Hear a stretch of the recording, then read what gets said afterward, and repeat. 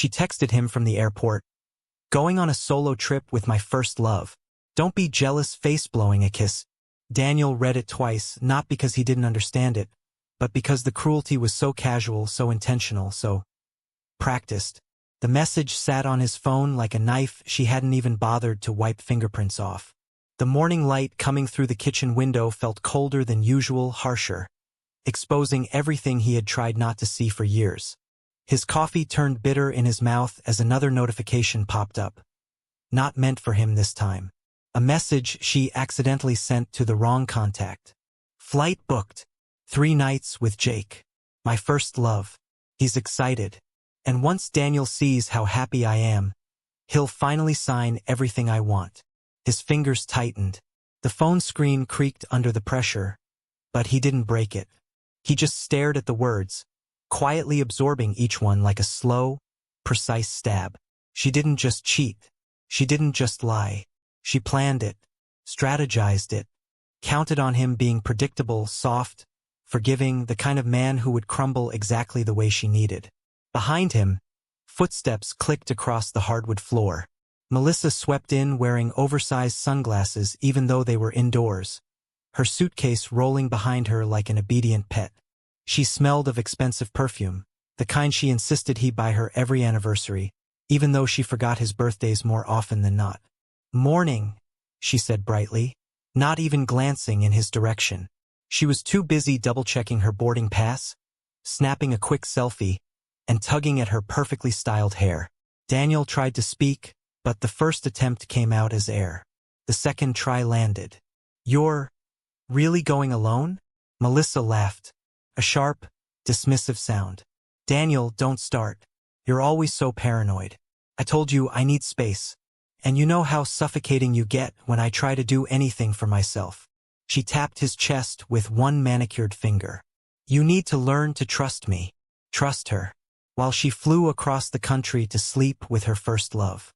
Melissa didn't notice the way his jaw flexed. She didn't see the storm behind his eyes. She just continued talking, fast, airy, rehearsed. "This wellness trip is important for my sanity. I've been dealing with so much stress.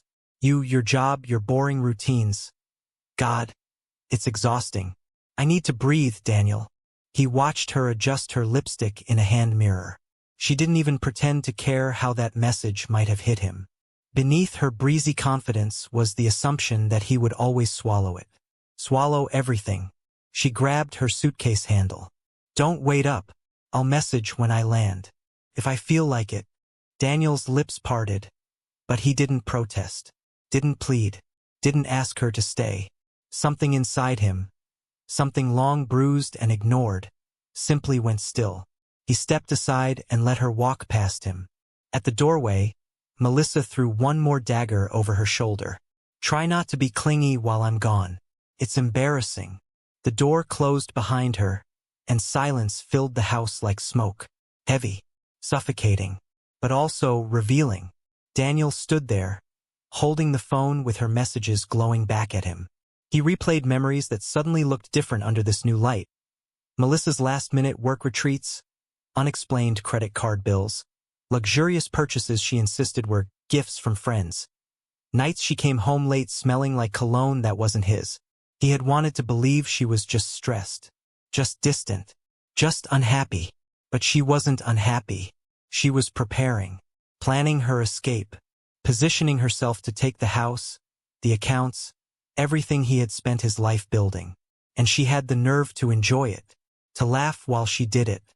Daniel's hand trembled. Not with rage, but with an eerie, sharpening clarity. He walked into his small home office, the quietest room in the house. Every object was neatly placed, every document labeled. The order here contrasted violently with the chaos she left in her wake. He opened a locked drawer, pulling out a folder marked Contingency. Inside were years' worth of quietly gathered truths, receipts, statements, notice patterns, little warnings he had ignored until he couldn't anymore. His breath steadied. His pulse slowed. The storm inside him condensed into something colder, more controlled. His laptop screen lit up. Bank statements loaded. Transaction logs scrolled. Screenshots saved. Folders organized. No anger. No shaking hands. Just precision. He opened an email draft he had never expected to send. Subject: Need to talk. Urgent. Harper. Harper Quinn, his cousin, his quiet defender, the only attorney he trusted. She had once joked that if Melissa ever crossed the line, Daniel should come to her first. He had laughed it off at the time. He wasn't laughing now. He typed a brief message. No emotion, no pleas, just the facts. He attached the screenshots. Every piece of evidence Melissa had carelessly left behind. Before hitting send, he looked at his phone one more time. Another message from Melissa pinged in. Boarding now. Jake says hi, face blowing a kiss. Don't wait up. His response was a single, quiet word. Okay. She thought okay meant surrender. She didn't realize it meant something else entirely. He clicked send. Somewhere thousands of feet above the ground, Melissa believed she had already won. On Daniel's screen, Harper replied within minutes. Come to my office. Today. He sat back in the chair, exhaled slowly, and let the truth settle. This time, he wasn't going to break. He was going to end it. Legally. Precisely. Completely. Daniel had always believed heartbreak came with shouting, accusations, exploding tension. But the real kind, the kind that hollowed a man from the inside, came silently. It arrived in the form of a single text from Melissa just hours after she landed. Asterisk. Jake says he missed my body. I'll be busy tonight. Don't disturb me. Asterisk. No emojis this time. No softening. Just raw contempt delivered casually. Like she was ordering dinner. Daniel read the message in the parking garage outside Harper's law office. A cold shock moved through him, not from jealousy, but from confirmation. Proof. The final nail. His grip tightened on the steering wheel until the leather groaned. Most men would have screamed, punched the dash, thrown the phone. Daniel did none of those things. He simply placed the phone face down on the passenger seat, inhaled, and let the cruelty ignite something sharper than anger. This wasn't a woman who made a mistake. This was a woman who enjoyed humiliating him. Inside Harper's office, the contrast hit hard. Warm lighting, shelves of legal books, family photos, a space built on stability and structure, everything his marriage lacked. Harper stood when she saw him, concern flickering beneath her professionalism. You look like you haven't slept, she said softly. Daniel didn't bother with small talk. He handed her the folder. It's happening. She went to see him. His voice caught, but he collected himself. She wanted me to see it. Harper opened the folder. As she read, her expression changed. Not shock, not disbelief, but a tightening resolve. She flipped through screenshots, receipts, unexplained withdrawals, overlapping travel records. She paused at the airplane selfie Melissa sent from her wellness trip, her ex's reflection faintly visible in the tinted window beside her. I knew she was reckless, Harper muttered. But this is a pattern. Daniel sat heavily, rubbing his forehead. I should have left years ago. You weren't ready, she said. Now you are. He nodded weakly. She thinks she can break me emotionally and get everything in the settlement. She's been pushing for months, asking about the house, my accounts, my retirement, pretending she cares about our financial future, while draining the joint card behind my back. Harper drew in a slow breath. Daniel, this is dissipation, financial misconduct. Judges do not take this lightly. She stood, pacing slowly, thinking like the surgeon she was. Each step was a calculation. Here's what we're going to do, she said finally. You're going to follow my instructions exactly. No confrontations. No emotional text messages. No warnings. Let her stay comfortable in her fantasy. Daniel blinked. She thinks she's untouchable. Exactly, Harper said. And arrogance is the easiest weakness to use in court. She outlined the first steps. 1. Freeze the joint account permissions. Melissa had been treating it like a personal ATM. That stopped today. 2. secure his retirement and investment accounts, unilateral access revoked. She would no longer be able to siphon funds casually. 3. Print and timestamp everything. Texts, photos, social media posts of her and Jake at the resort. All admissible. 4. Pull 5 years of financial statements. Harper highlighted clusters of irregularities that aligned perfectly with Melissa's girls' trips. Daniel's stomach twisted as each pattern surfaced. 5. File for divorce first. Not after she returned. Not after a dramatic confrontation. First. Before she had time to craft a narrative. She's already planning to play the victim, Harper said. I guarantee her lawyer will tell her to blame you for being distant, unsupportive, boring, whatever angle gets traction. But we're getting ahead of that. Daniel absorbed the plan quietly. The strength of it wasn't in the aggression. It was in the structure, the calm inevitability. She won't see it coming, Harper continued. She thinks you're broken. Good. Let her keep thinking that. Daniel swallowed hard. She told me I suffocated her. She told her friends she was going to rebuild her life with Jake. After she gets what she wants from me. Harper didn't flinch. And she'll say none of that in court. She'll come in crying about how lonely she was, how she felt neglected, how she depended on you financially and emotionally. Judges see this act all the time. What they don't see often is a man who has evidence this precise. Daniel ran both hands through his hair. I spent years trying to fix things, trying to be patient, trying to keep the peace. And she spent years perfecting the art of looking innocent while exploiting you, Harper replied. This isn't about revenge. It's about reclaiming your life before she burns it down. Harper spread out the documents on her desk, receipts forming a paper map of betrayal. One hotel charge, then another. A $950 dinner. A weekend spa retreat with a second guest listed. Trips Melissa had sworn were work events. Daniel whispered, How did I miss all this? You trusted her. Harper set a hand on his shoulder. Trust is never stupidity. But what she did with it, that's intentional cruelty. She pulled up a document template on her computer. I'm drafting the petition today. Once she lands, she gets served. Daniel stared at the glowing screen, the cursor blinking like a heartbeat. The decision was real now, permanent, and strangely he didn't feel fear. He felt relief, liberation dressed as legal paperwork. That night, Daniel stayed up late organizing everything Harper needed. But not with frantic energy, this time with purpose. Meanwhile, hundreds of miles away, Melissa lay in a hotel bed beside Jake, scrolling through Instagram and laughing at a meme about boring husbands. She took a selfie kissing Jake's cheek, captioning it, feeling young again kiss-marked. She never noticed that Daniel hadn't replied to her last jab. She was too busy planning a future built on the ashes of their marriage. But while she slept, dreaming of settlements and luxury, a process server was already preparing an envelope with her name on it. Daniel clicked save on the last folder and shut down his computer.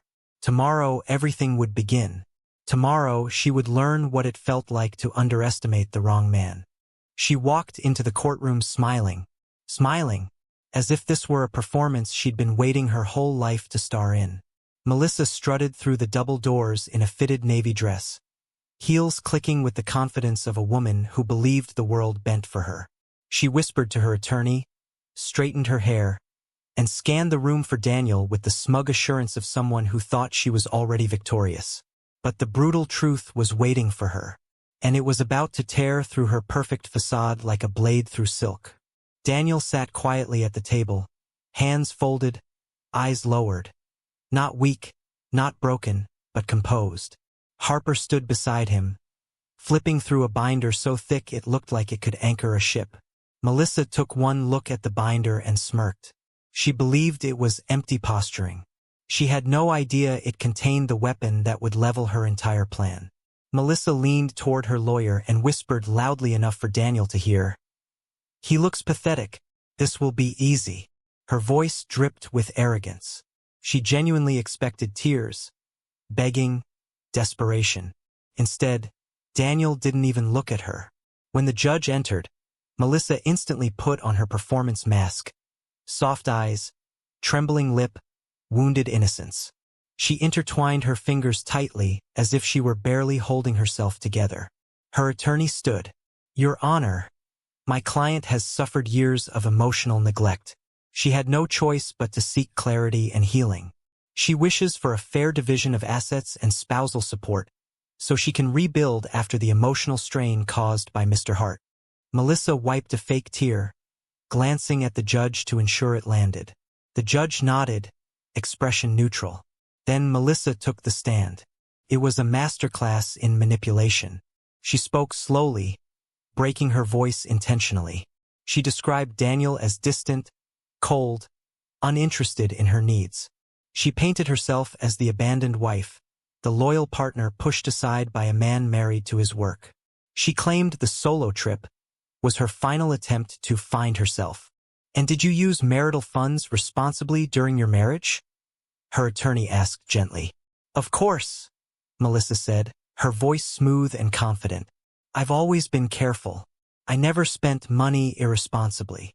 Harper's eyebrow lifted a fraction. Daniel stared at the floor, waiting. Melissa continued, building her false narrative brick by brick. She insisted she had no emotional or physical relationship with anyone else. She spoke about wanting peace, wanting closure, wanting fairness. Then she delivered her grand accusation, a dagger meant to finish Daniel. "I believe Daniel filed this divorce out of spite," she said, voice trembling. "I was trying to heal myself emotionally, and he twisted that into something ugly."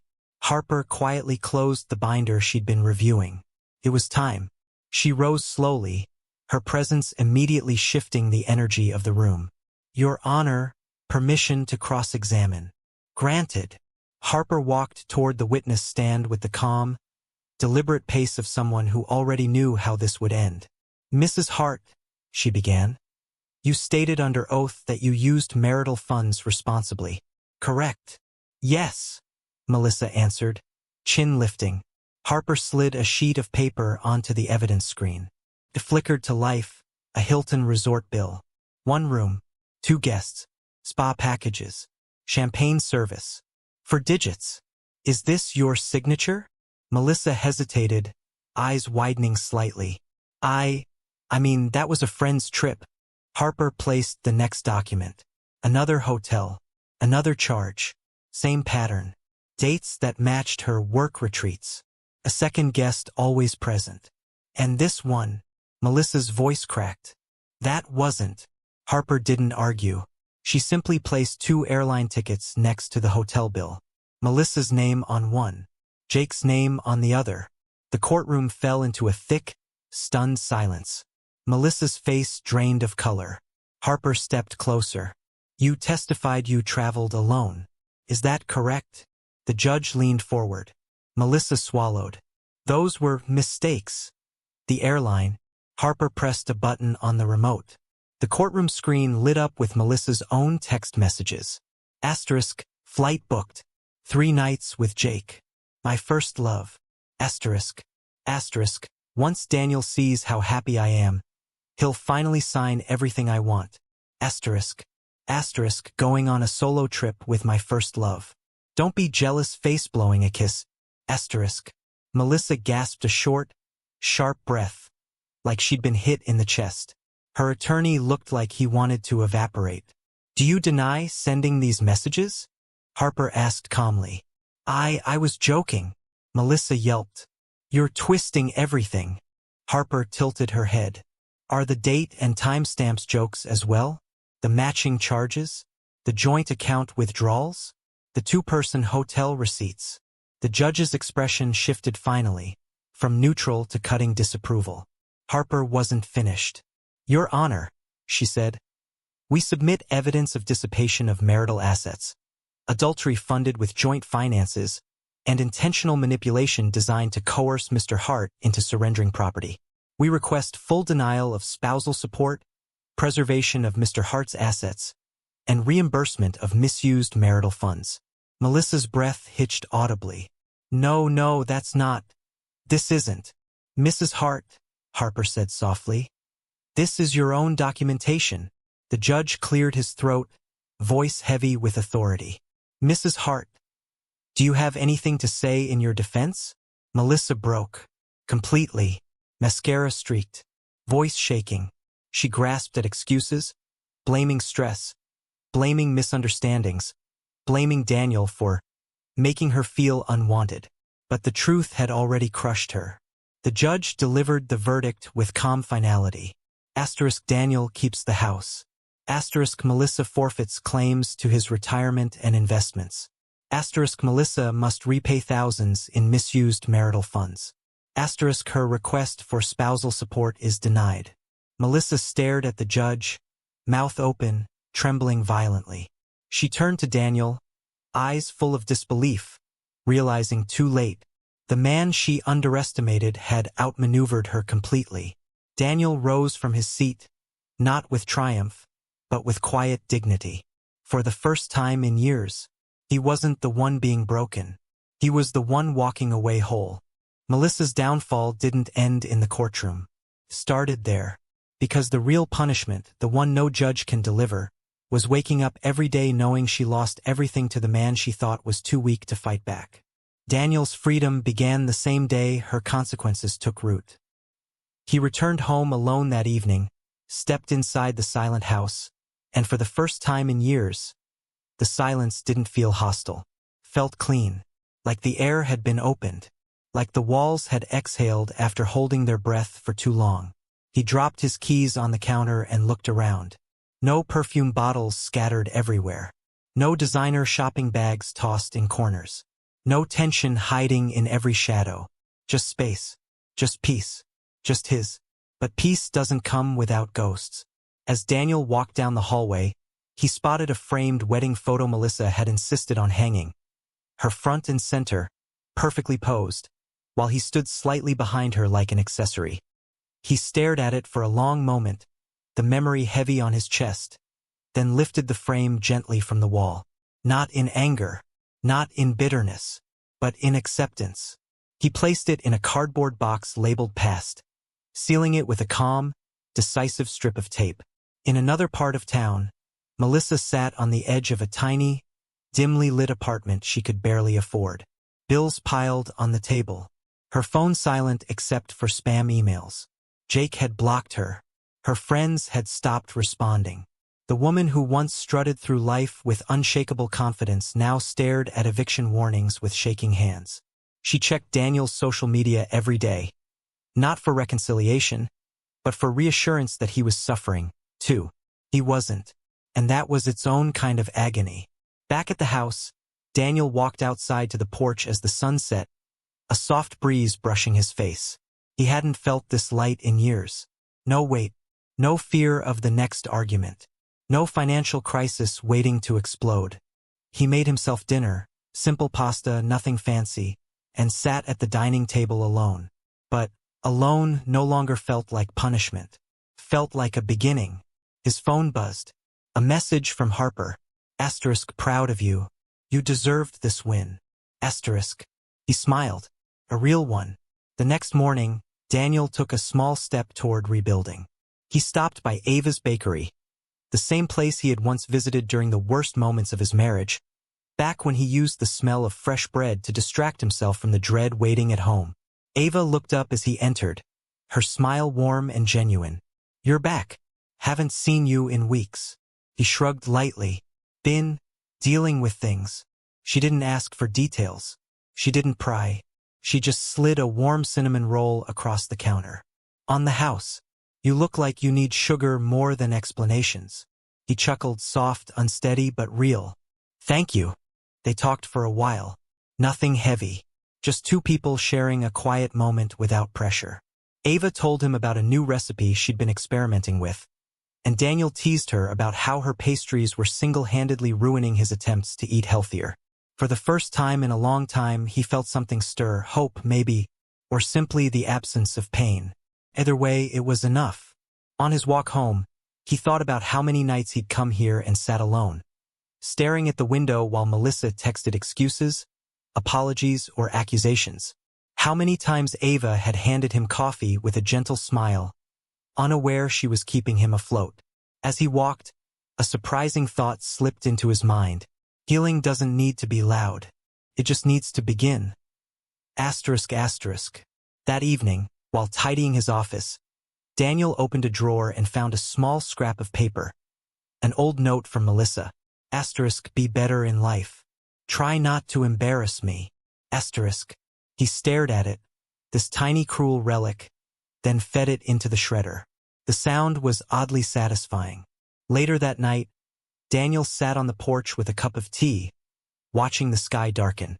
Somewhere out in the city, Melissa was likely blaming him, cursing him, drowning in the consequences she created.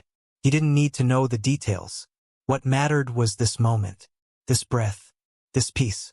He finally understood that justice wasn't always dramatic. Sometimes justice was simply absence. The absence of chaos. The absence of cruelty. The absence of someone who never cared enough to stay. A soft vibration came from his phone. A new message from Ava. Made that new recipe. Tastes awful. I need a brave volunteer to tell me how bad it truly is. Daniel laughed under his breath and typed back. I volunteer as tribute. He didn't call it a second chance. He didn't call it a new love. He didn't label it anything. It was just possibility, gentle, slow, and earned. The night breeze shifted, carrying the scent of blooming jasmine through the open window. Daniel leaned back in his chair, letting it wash over him. For the first time in years, he didn't feel trapped inside a life that wasn't his. He felt present, alive, free. And as he sat there, watching the stars emerge one by one, a quiet truth settled into his chest. She didn't lose because I fought harder. She lost because the truth finally had room to stand. If stories like this help you feel seen, help you breathe easier, or remind you of your own strength, stay close. Because there are many more hearts, many more lives, searching for their own justice, their own peace, their own new beginning.